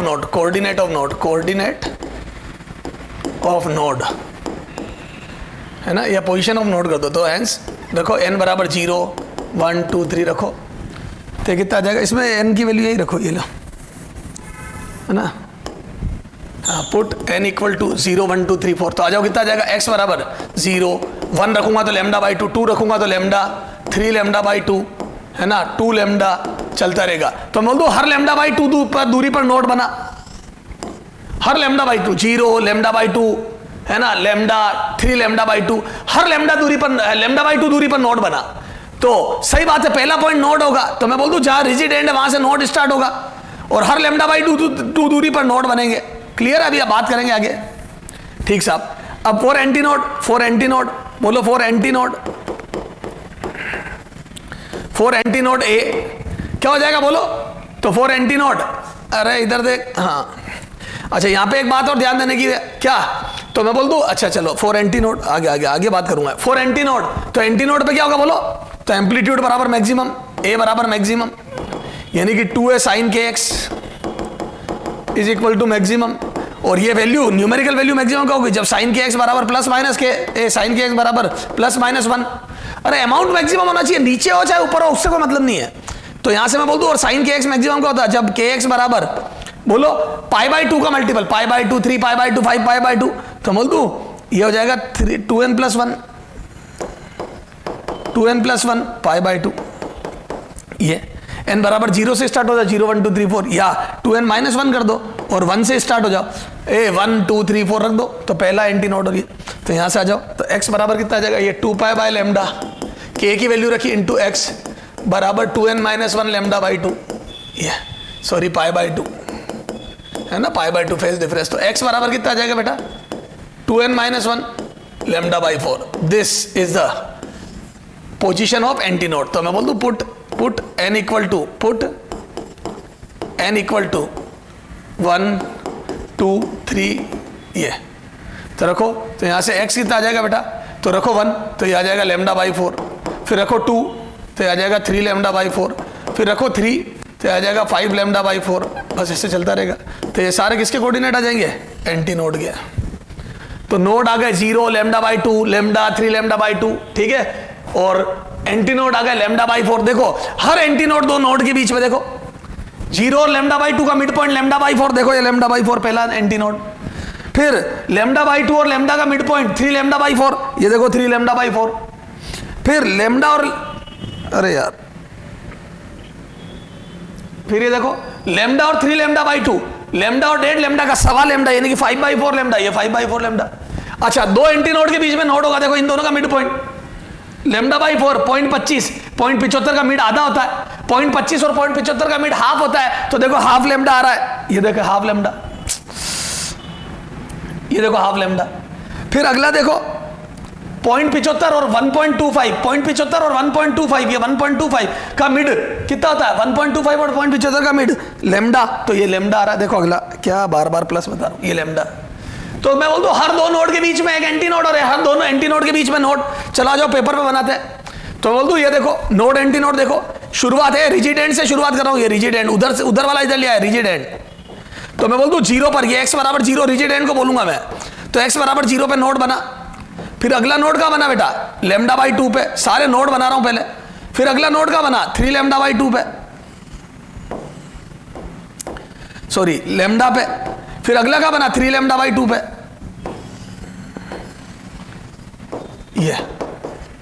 ये से बनते जाएंगे सोन 0 lambda by 2 lambda 3 lambda by 2, her lambda by 2 पे नोड बन गए। तो दिस इज नोड, ये भी नोड, ये येलो कलर से बना दे बेटा, ये नोड है ना, ये भी नोड है, ये भी नोड है, ये भी नोड है, बस ये नोड बनते गए, ठीक है। हर दो नोड के बीच में एक एंटी नोड, देखो ये लेमडा बाई 4 पे, ये एंटी नोड, ये एंटी नोड, ये एंटी नोड, ये देखो ये लेमडा बाई 4, ये 3 लेमडा बाई 4, ये 5 लेमडा बाई 4। तो क्या मैं बोल दूं this is lambda by 4, this is 3 lambda by 4, ये 5 लेमडा बाई 4, ये हर दो नोड के बीच में एक anti node lambda by 4, 3 lambda by 4, 5 lambda by 4, yes ये। तो क्या मैं बोल दूं दो नोड के बीच में एक लूप बनता है, तो एक लूप की लेंथ लेमडा बाई 2 हो गई, एक लूप, ये देखो हर लूप की लेंथ लेमडा बाई 2 हो गई। दो सक्सेसिव नोड के बीच का गैप लेमडा बाई 2 होता है, एक नोड और एंटी नोड के बीच का गैप लेमडा बाई 4 होता है। तो सक्सेसिव नोड एंटी नोड के बीच का गैप लेमडा बाई 4, दो सक्सेसिव नोड या दो सक्सेसिव एंटी नोड के बीच का गैप लेमडा बाई 2, एक लूप की लेंथ लेमडा बाई 2। सर समझ में आ रही है सारी बात, क्लियर है क्या? तो हमने जब स्टैंडिंग वेव बनाई, वापिस देख, एक प्रोग्रेसिव वेव, इधर देख, एक प्रोग्रेसिव वेव कहां गई रे, एक प्रोग्रेसिव वेव जिसकी इक्वेशन ये है, वो अपनी ही रिफ्लेक्टेड वेव जिसकी इक्वेशन ये रिजिड एंड की वजह से ये उल्टी हो गई, से ओवरलैप करती है, से ओवरलैप करती है। तो ओवरलैप के बाद जो स्टैंडिंग वेव बनती है वो ये होती है। इस स्टैंडिंग वेव का एंटी नोड का एम्पलीट्यूड देखो मैक्सिमम हो जाता है, तो बोल दूं ये मैक्सिमम के लिए 1 हो एंटी नोड के लिए देखो, तो मैं बोल दूं इसके एंटी नोड का मैक्सिमम हो जाता है, और कितना आता है मैक्सिमम, अरे बोलो, और मैक्सिमम एम्पलीट्यूड आता है, बोलो ये sin 2x बराबर मैक्सिमम है ना, और ये +1 रखा, तो बोल दो this implies maximum amplitude A maximum. तो एंटी नोड का मैक्सिमम एम्पलीट्यूड होता है, कितना आता है बेटा, तो ए मैक्सिमम आता है 2 है, ठीक है ये, ठीक है। अब यहां से ध्यान देने वाली बात क्या है बेटा, ध्यान देने वाली बात यह है कि जो स्टैंडिंग वेव बनी उसका मैक्सिमम एम्पलीट्यूड ये मैक्सिमम वैल्यू 2 आएगी, यानी कि जो इंडिविजुअल वेव, जो प्रोग्रेसिव कंपोनेंट प्रोग्रेसिव वेव, ये वेव किससे मिलके बनी है, इन दो वेव से, component progressive wave, these R component progressive wave का जो एम्पलीट्यूड है, ये देखो ए का डबल है क्या, तो मैं बोल दूं स्टैंडिंग वेव के एंटी नोड का एम्पलीट्यूड, क्योंकि मैक्सिमम एम्पलीट्यूड जहां होता है उसको एंटी नोड बोलते हैं, this is the definition of anti node, वो पॉइंट जहां पर एम्पलीट्यूड मैक्सिमम हो, स्टैंडिंग वेव के वो पॉइंट जहां एम्पलीट्यूड मैक्सिमम हो इज कॉल्ड एंटी नोड, और जहां एम्पलीट्यूड 0 इज कॉल्ड नोड। तो मैं बोल दूं एंटी नोड का जो एम्पलीट्यूड है 2 है, मैक्सिमम एंटी नोड का वो ट्वाइस ऑफ कंपोनेंट वेव का एम्पलीट्यूड है, this is twice of component wave का एम्पलीट्यूड। तो मैं लिख दूं ए, इधर देखो, amplitude of antinode, amplitude of antinode of standing wave,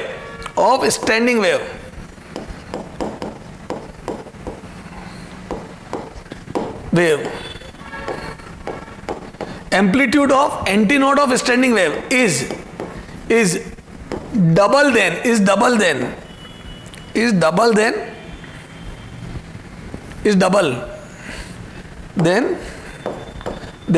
amplitude of its component progressive wave, जिन कंपोनेंट प्रोग्रेसिव वेव से मिलके बनी है उसका डबल होता है, डबल देन जिन component progressive wave A sine omega T plus minus के एक्स से मिलकर बनी है उसका डबल है एंटी नोड का एम्पलीट्यूड, जब ये मैक्सिमम होगा 2 होगा ना, वो डबल है, ठीक है साहब। अच्छा, फ्रीक्वेंसी ऑफ वाइब्रेशन, देखो एक ध्यान देने वाली बात यह है,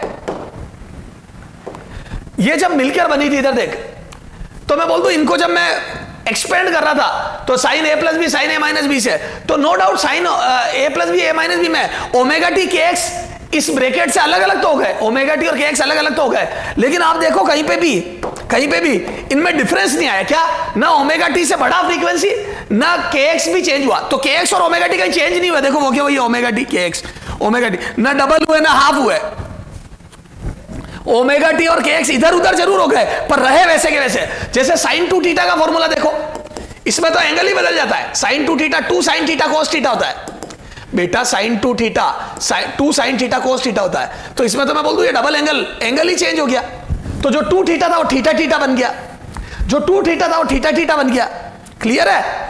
लेकिन यहाँ पे ये ओमेगा टी के एक्स इधर उधर जरूर हो गए लेकिन बढ़े या घटे नहीं, देखो ओमेगा टी रहा जहां भी रहा जैसा भी है तू बेटा अच्छा रहना, तो ओमेगा टी वैसा का वैसा, के एक्स वैसा का वैसा है, तो ना ओमेगा टी बदला ना के एक्स बदला, ये दोनों ने अपने आप को मेंटेन रखा, बस इधर उधर हो गए, क्लियर है क्या। तो मैं बोल दूं कि A frequency and wavelength of standing wave, frequency and wavelength of standing wave will be same as progressive wave, हाँ, तो frequency of vibration and wavelength, and क्योंकि K से wavelength निकलेगी, and wavelength of standing wave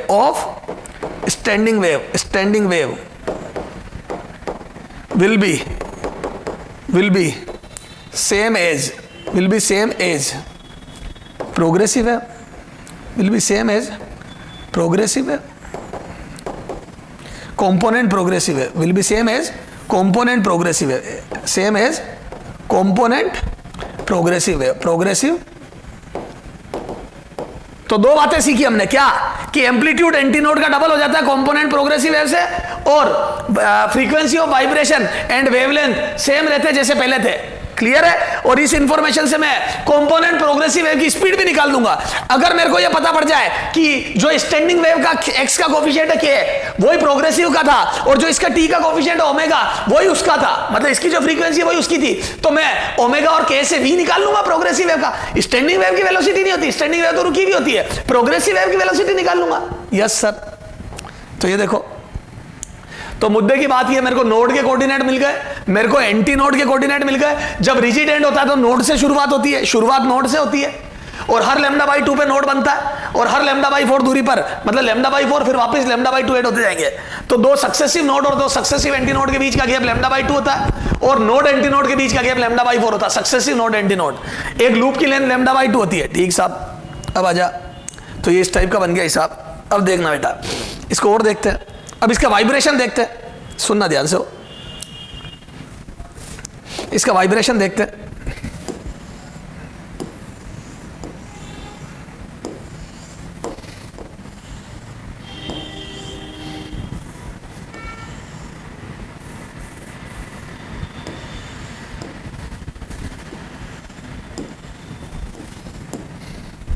zero,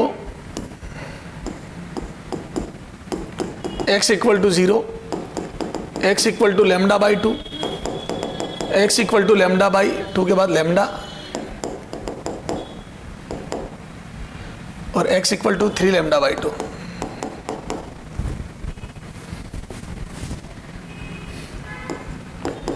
ये λ/4, 3 λ/4, 5 λ/4। ये तो ये सारे नोड आ गए, ये एंटी नोड। ठीक है, ये चलो अभी मैं ये हटा रहा हूं, है ना। ठीक है, अब सुनना ध्यान से हो, वाइब्रेशन देखते हैं। इधर देख, हाँ इधर देखना हो।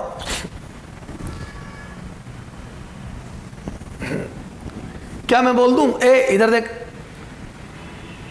अलग अलग पार्टिकल का, या चलिए ये चीज बाद में, पहले मैं स्टैंडिंग वेव का फॉर्मेशन कर दूं, ये बाद में देखेंगे, चला जा, ज्यादा हो जाएगा एक साथ। ये बाद में बात करूंगा, बाद में बात करेंगे। तो ये समझ में आ गया नोड और एंटी नोड के कोऑर्डिनेट। अरे बोलो, तो सर ये तो सारी बात समझ में आ गई। तो जब स्टैंडिंग वेव बनती है और अगर मान लो रिजिड एंड से रिफ्लेक्ट होती है तो नोड से शुरुआत होती है। अब आजा फ्रॉम फ्री एंड, अब आजा from free and, free and. तो फ्री एंड से इस बार रिफ्लेक्शन लेंगे। तो क्या मैं बोल दूं, इधर देख, जब फ्री एंड होगा तो जहां से वेव रिफ्लेक्ट होगी वहां एंटी नोड से शुरुआत होगी, क्योंकि ये वाले का मैक्सिमम वाइब्रेशन होगा। तो यहां एंटी नोड बनेगा फ्री एंड पे, तो ये फ्री एंड, फ्री एंड। ठीक सा, तो बोल दूं, है ना। आ जाओ, ये इसी को इसी सीक्वेंस में लिखो, क्या जिस सीक्वेंस में वो लिखी।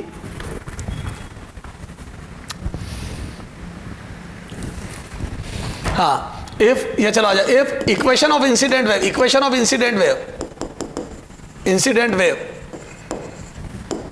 इज, बोलो, y incident is equal to a sine, sorry small a लिख, a sine omega t minus kx, equation 1। Then equation of reflected wave, of reflected wave, बोलो क्या होगी, रिफ्लेक्टेड वेव विल बी, बोलो, y reflected is equal to a, wave नहीं उल्टेगी, sine omega T plus के x. ये तो wave नहीं उल्टेगी, वेव सीधी रहेगी। क्लियर है क्या, ये 2।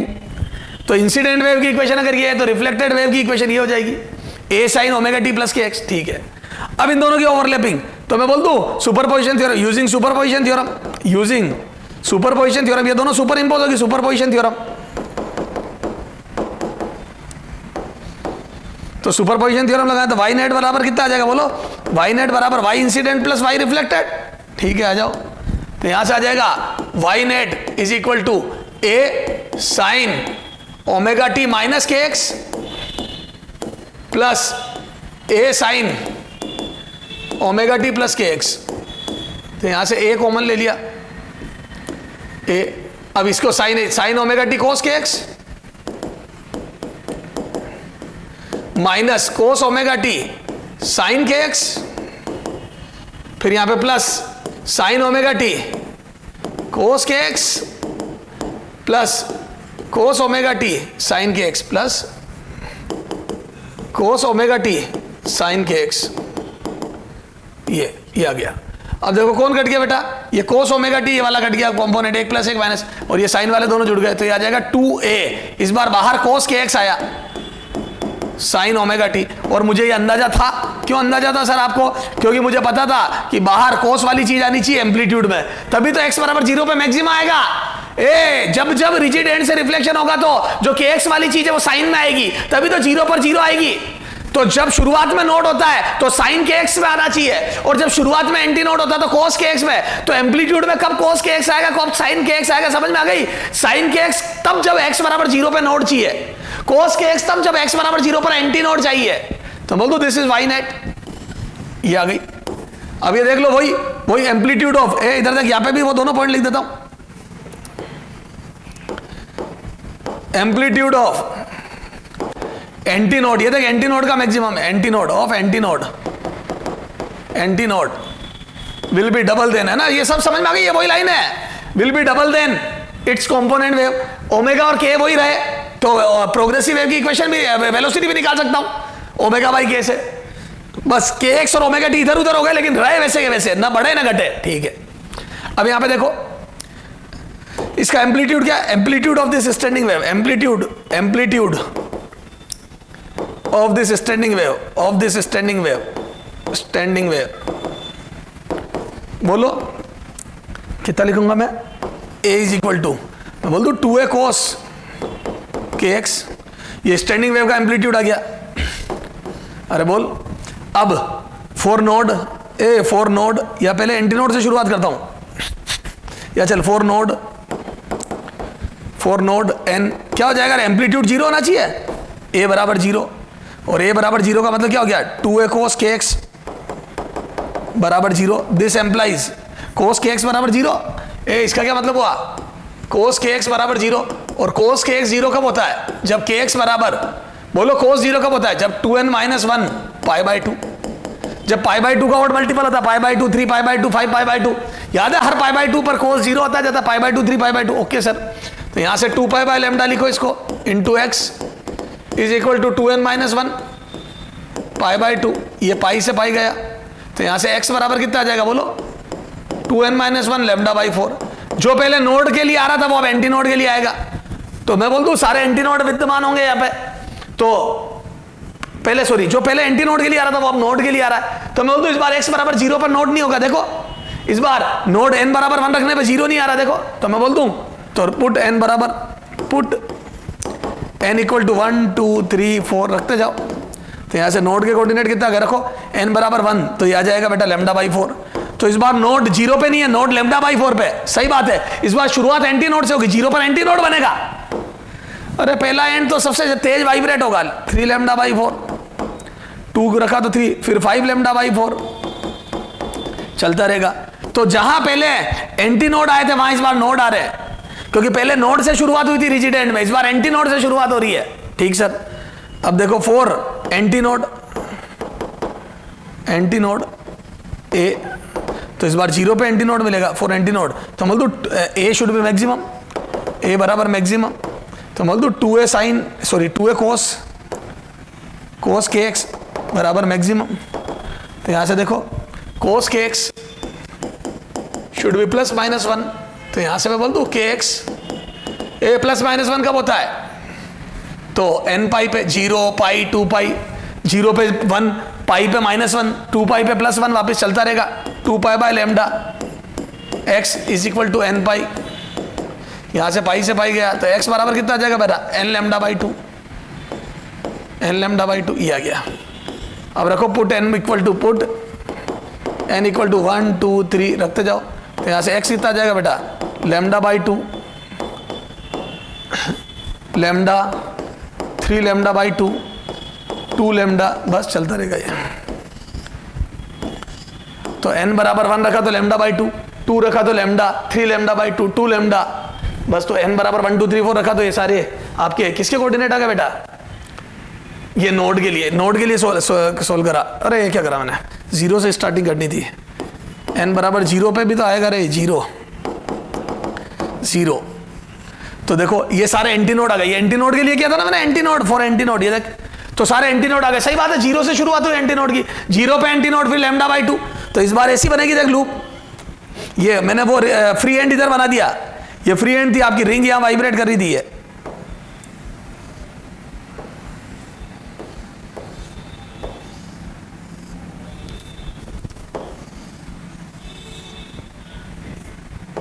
ये तो 0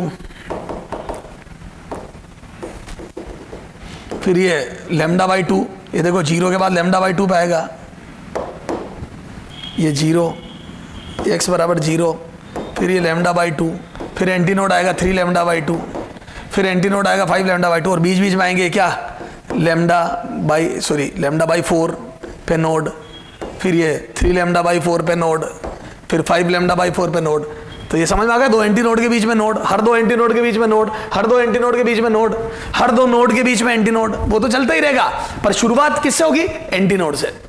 तो जब फ्री एंड से वेव रिफ्लेक्ट होती है तो एंटी नोड से शुरुआत होती है, और जब रिजिड एंड से होती है तो नोड से शुरुआत होती है। बाकी सारी चीजें वही, क्या, दो सक्सेसिव नोड के बीच का गैप लेमडा बाई 2, दो successive anti node lambda by 2, node anti node के बीच के सक्सेसिव नोड एंटी नोड के बीच का गैप लेमडा बाई 4, लूप की लेंथ लेमडा बाई 2, बाकी सब वही, लूप की लेंथ लेमडा बाई 2 देख ले, लेमडा बाई 4 और 3 लेमडा बाई 4 के बीच में लेमडा बाई 2 का गैप आएगा, करके देख लेना घर पे। सर समझ में आ गई, ठीक है। अब थोड़े क्वेश्चन करेंगे, लेकिन उससे पहले इसकी प्रॉपर्टीज देखते हैं। तो आ जाओ, इसको और थोड़ा घूर के देखते हैं, ठीक है। आ जाओ बेटा, इसकी प्रॉपर्टीज देखते हैं। तो properties of standing wave,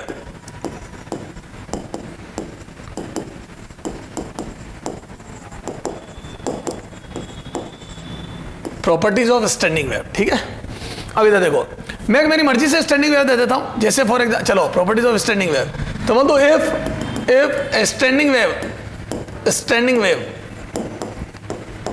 is given bye, और कोई सी भी, तो मैं इजी ले रहा हूं थोड़ा, y बराबर 2a साइन के एक्स साइन ओमेगा टी, है ना, ये साइन कर दिए दोनों, ठीक सा, के एक्स ओमेगा टी। तो ये तो मैं बोल दूं, इसको बनाया पेपर पे, तो देख क्या है ये, तो देखो इसमें क्या है, बाहर साइन के एक्स आ रहा है ना, तो जीरो पर जीरो होगा, तो मतलब नोड से शुरुआत होगी, एक्स बराबर जीरो पे एम्पलीट्यूड जीरो होगा, तो नोड से शुरुआत होगी। तो अब इसको देख लेना करके, अरे साइन के एक्स वाला करा था ना, जीरो लेमडा बाई 2, और ये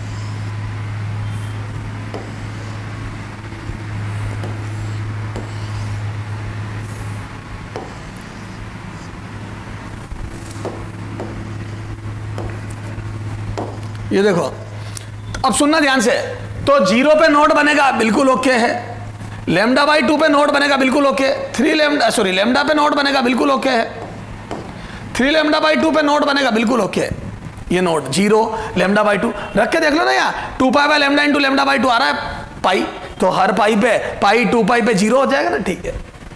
अब ये लेमडा बाई 4 पे एंटी नोड बनेगा, बिल्कुल बनेगा, ये लेमडा बाई 4, 3 लेमडा बाई 4 पे एंटी नोड बनेगा, बिल्कुल बनेगा 3 लेमडा बाई 4 पे, क्यों, क्योंकि देखो ना, लेमडा बाई 4 रखो तो 2 pi by lambda into lambda by 4 आ रहा है पाई बाई 2, तो मैक्सिमम एम्पलीट्यूड आ रहा है। तो अब देखो क्या मैं बोल दूं इसमें, देखो ए इधर देख, जैसे फॉर एग्जांपल मैं यहां ले रहा हूं वाई, ये एम्पलीट्यूड ले रहा हूं, ए बराबर 2a साइन, इसको 2 पाई बाई लेमडा लिख रहा हूं अंदर इंटू एक्स, जीरो पे जीरो आ गया, लेमडा बाई 2 पे लेमडा से लेमडा 2 से 2 कट के साइन पाई जीरो आ गया, लेमडा बाई 4 रखो, तो जैसे ही लेमडा बाई 4 रखा, पाई बाई 2 ये पाई बाई 2 1 आ गया, तो 2a आ गया, इसका एम्पलीट्यूड 2a आ गया, 2a,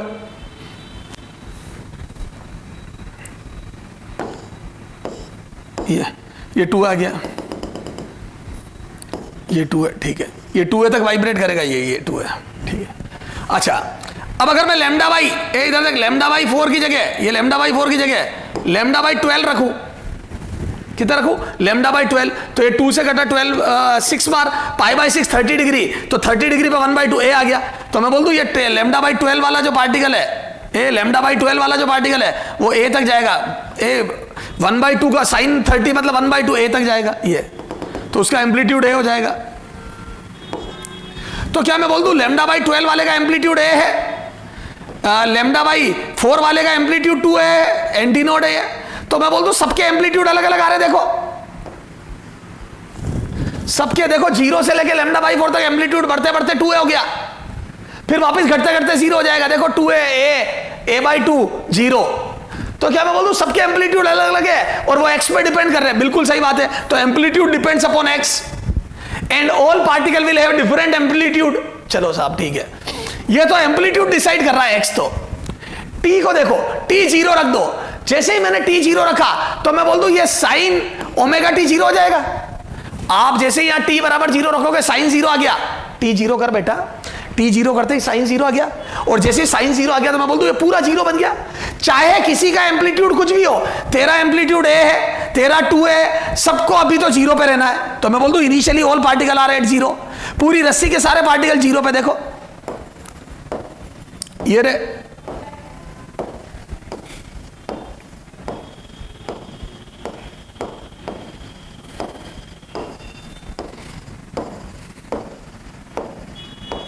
ये पूरी रस्सी में जितने भी पार्टिकल है टी बराबर जीरो रखते ही इसने सबको जीरो बना दिया, पूरी कायनात को जीरो कर दिया है, जीरो।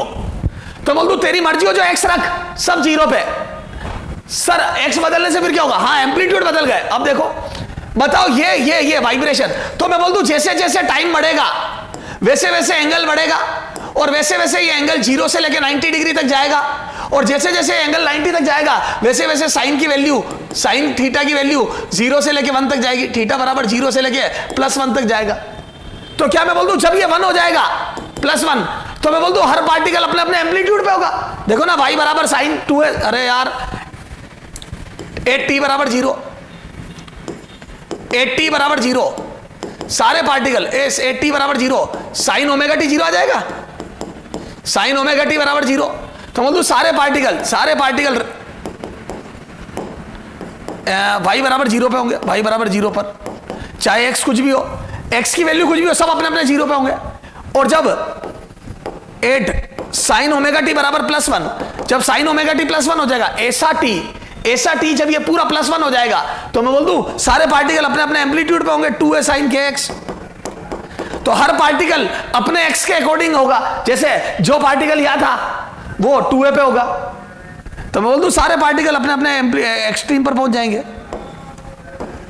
तो क्या मैं बोल दूं टाइम के साथ, सुन, हर पार्टिकल की पोजीशन के हिसाब से एम्पलीट्यूड आ गया। टाइम के साथ सारे पार्टिकल देखो शुरू में सीधे, ये देख, ये 0 और ये λ/2, सारे पार्टिकल t बराबर 0 पर मीन पर है, लेकिन सबके एम्पलीट्यूड अलग अलग है। जैसे ही टाइम बढ़ाता जाऊंगा हर पार्टिकल अपने अपने मीन पोजीशन से ऊपर जाएगा। देखो जैसे जैसे टाइम बढ़ेगा ये वैल्यू 0 से बढ़ती जाएगी। तो मैं बोल दूं जिसका x रखने पर ये वैल्यू फिक्स आ गई, हर x पर फिक्स, हर वैल्यू x पर फिक्स हो गई। तो मैं बोल दूं यहां गया amplitude as a function of x। तो जिस भी x वाले पार्टिकल का जो भी एम्पलीट्यूड है टाइम बढ़ने के साथ साथ वो ऊपर जाएगा। और मैं बोल दूं जब ये साइन ओमेगा टी 1 हो जाएगा सब अपने अपने एम्पलीट्यूड पे होंगे। जिसका 2a आएगा वो 2a पे होगा, ये देखिए वाला 2a पे होगा, बीच वाला ये a पे होगा, ये a/2, सारे पार्टिकल अपने अपने एक्सट्रीम पे। जिस समय ये पॉजिटिव में बढ़ रहा होगा उसी समय जब, सुनना, ये साइन के एक्स की वैल्यू इधर देख, 2a साइन के एक्स की वैल्यू 0 से पाई, 0 से λ/2 तक, जब तक ये 0 से पाई आएगा तब तक तो पॉजिटिव एम्पलीट्यूड होगा। अरे ये एम्पलीट्यूड थीटा बराबर 0 से पाई तक तो पॉजिटिव होगा, पाई से लेके 2 पाई तक ये नेगेटिव एम्पलीट्यूड आएगा। तो मैं बोल दूं इन वाले पार्टिकल का एम्पलीट्यूड पॉजिटिव होगा, मतलब ये पहले ऊपर बढ़ेंगे तो बाहर प्लस आएगा, और जब ये अंदर वाला एंगल पाई से 2 पाई होगा तो मैं बोल दूं ये वैल्यू नेगेटिव आएगी, -a -2a सब नेगेटिव आएगा। तो मैं बोल दूं जब ये सारे पार्टिकल ऊपर जा रहे होंगे उसी समय ये वाले पार्टिकल मीन से नीचे जा रहे होंगे, क्योंकि टाइम बढ़ाओगे तो ये वैल्यू 0 से 1 की तरफ जाएगी, लेकिन चूंकि बाहर एम्पलीट्यूड माइनस में है तो सारे पार्टिकल पहले नीचे जाएंगे। तो क्या मैं बोल दूं जब ये पार्टिकल ऊपर मोशन कर रहे होंगे, देख अगला डायग्राम बना, क्या मैं बोल दूं जब पहले लूप के पार्टिकल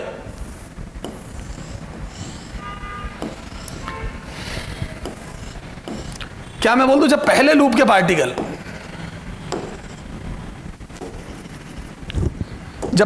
के पार्टिकल ऊपर जा रहे होंगे और ये सबसे तेज जा रहा होगा क्योंकि इसको 2a तक पहुंचना है ना, तो मैं बोल दूं जिसका एम्पलीट्यूड ज्यादा है उसकी स्पीड भी ज्यादा होगी। ये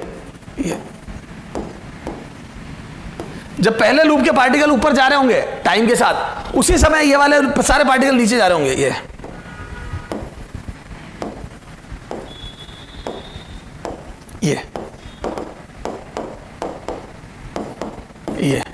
when these particle are moving upward, उसी समय नीचे जा रहे होंगे। तो मैं बोल दूं दो एडजेसेंट लूप वाले पार्टिकल, एक ऊपर जा रहे होंगे तो एक नीचे जा रहे होंगे, तो सेम टाइम पर ये ऊपर मूव कर रहे होंगे, ये नीचे मूव कर रहे होंगे यूं, फिर ये वाले वहां पे ऊपर जा रहे होंगे अगले। ठीक है सर। अच्छा, क्या मैं बोल दूं ये सारे पार्टिकल एक साथ मोशन कर रहे हैं, तो मैं बोल दूं इनका फेज डिफरेंस जीरो होगा। ये सिंक्रोनाइज, देखो सब मीन पर है, तो सब अभी इनिशियल फेज जीरो है सबका, फिर टाइम के साथ जब पीक पे जाएंगे तो सबका फेज π/2 होगा। देखो ना, एक्स पे डिपेंड ही नहीं करता, तो मैं बोल दूं फेज तो ये डिसाइड करेगा, टाइम ये अंदर वाला ये डिसाइड करेगा फेज, तो t बराबर 0 पे 0, फिर ये π/2 होगा, तो सबका एक साथ π/2 होगा। तो x के साथ एम्पलीट्यूड बदल रहा है, टाइम के साथ फेज, तो phase difference 0,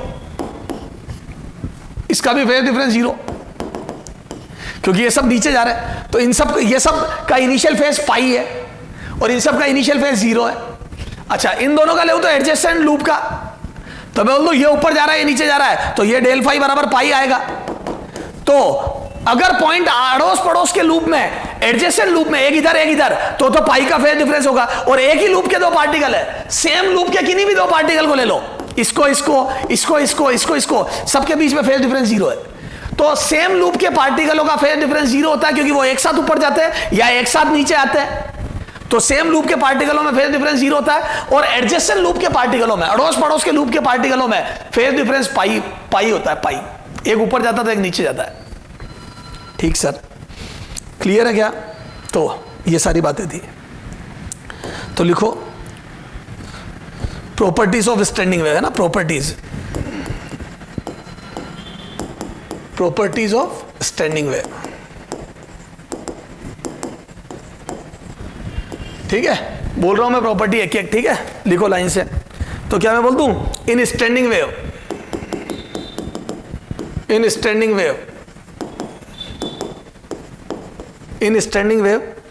velocity and amplitude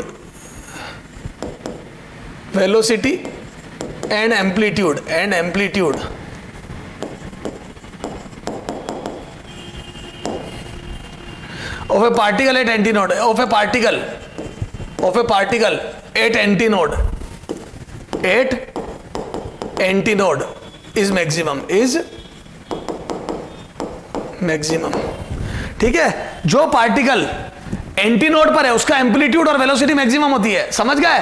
amplitude 2a होता है, कंपोनेंट वेव का डबल, और velocity maximum velocity 2 omega A हो जाएगी। ठीक है सर, 2a ओमेगा हो जाएगी, ठीक है ना, इज मैक्सिमम। बट स्ट्रेन ए, लेकिन एंटीनोड वाले पार्टिकल में बिल्कुल स्ट्रेन नहीं आता, क्योंकि रस्सी फ्लैट की फ्लैट रह जाती है। देख, ये देखो, जो एलिमेंट इतना सा यहां था, क्या मैं बोल दूं वो वापिस यहां पे लगभग सीधा ही है, तो इनमें स्ट्रेन बिल्कुल नहीं है, खिंचाव बिल्कुल नहीं है। लेकिन यहां देखो, जो रस्सी इतनी सी एलिमेंट में थी, ये देखिए, ये जब यहां गई तो देख कितनी बड़ी हो गई है, ये मैं बोल दूं खिंच गई एक तरीके से। तो जो रस्सी इस लेंथ की हुआ करती थी वो खिंच के बड़ी लेंथ की हो गई, तो बोल दूं इसमें स्ट्रेन आ जाएगा। अरे बोलो, एनर्जी स्टोर हो जाएगी। ठीक सर, तो is maximum, but strain and excess pressure या pressure difference, strain and change in pressure, ये चेंज इन प्रेशर अपन ऑर्गन पाइप पढ़ेंगे तो समझ, change in pressure is minimum, या 0 कर दो, इज मिनिमम, ठीक है, इज मिनिमम टेंस टू 0, ठीक है, पर मिनिमम भी लिखो आप, ठीक है। सेकेंड क्या है, eight node amplitude eight node, बोलो क्या हो जाएगा, amplitude and velocity of particle is 0, velocity of particle is 0, but strain and excess pressure, change in pressure is maximum, ठीक है। तो नोड पर चेंज इन प्रेशर और स्ट्रेन मैक्सिमम होता है, ठीक sir. Distance between successive node और successive antinode, बोलो कितना होता है, एंटीनोड नोड इज सक्सेसिव, चाहे तो 2 नोड पकड़ लो, चाहे 2 एंटीनोड, इज λ/2। 2 सक्सेसिव नोड और सक्सेसिव एंटीनोड के बीच का सेपरेशन या डिस्टेंस λ/2 होती है। ध्यान ना, वेरी वेरी इंपॉर्टेंट, खूब क्वेश्चन आते हैं। अब अगला, सेपरेशन बिटवीन या distance between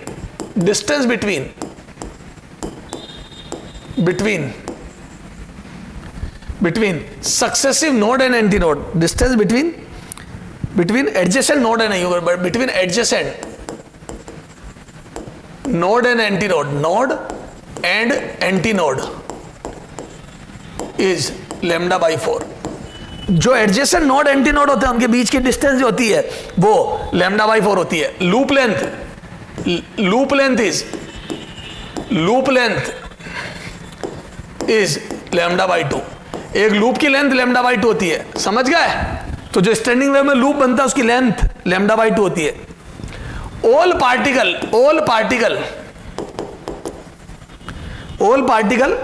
in the same loop are in same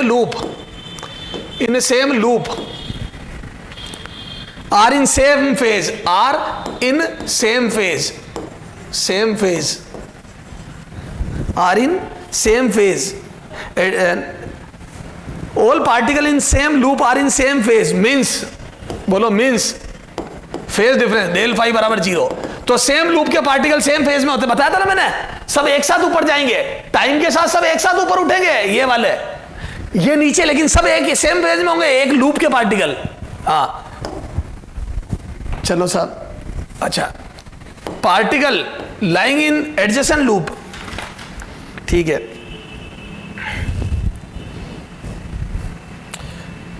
but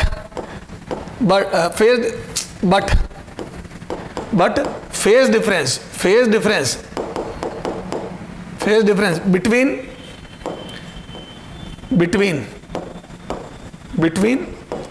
particles lying in adjacent loop, particle lying in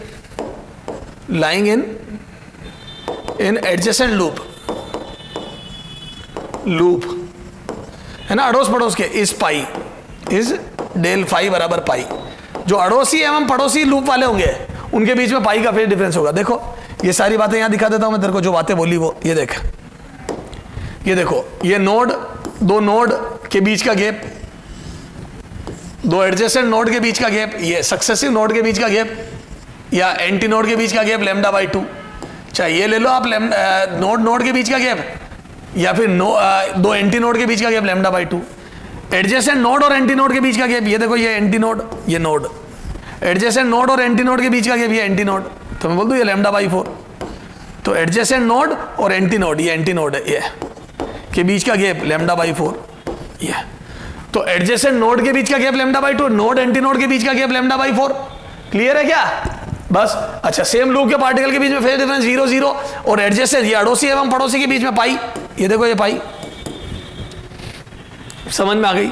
ठीक सर। अच्छा, लूप की लेंथ लैम्डा बाई 2 दिख ही रही है, ठीक सर, इस पाई, ठीक है। हाँ, इन standing wave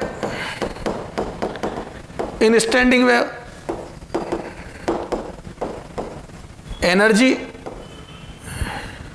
in standing wave energy doesn't propagate in medium but convert in one form to another, but convert from one form to another। ठीक है, एक फॉर्म से दूसरी फॉर्म में कन्वर्ट होती रहती है। क्लियर है? पोटेंशियल से काइनेटिक, काइनेटिक से पोटेंशियल, बस लगातार कन्वर्जन होता रहता है। ठीक सर, ठीक है। तो अब ये सारी हो गई रामायण किसकी? स्टैंडिंग वेव की। अब इसमें करते हैं बेटा क्वेश्चंस, तो थोड़े क्वेश्चन करके इसको और क्लियर करते हैं।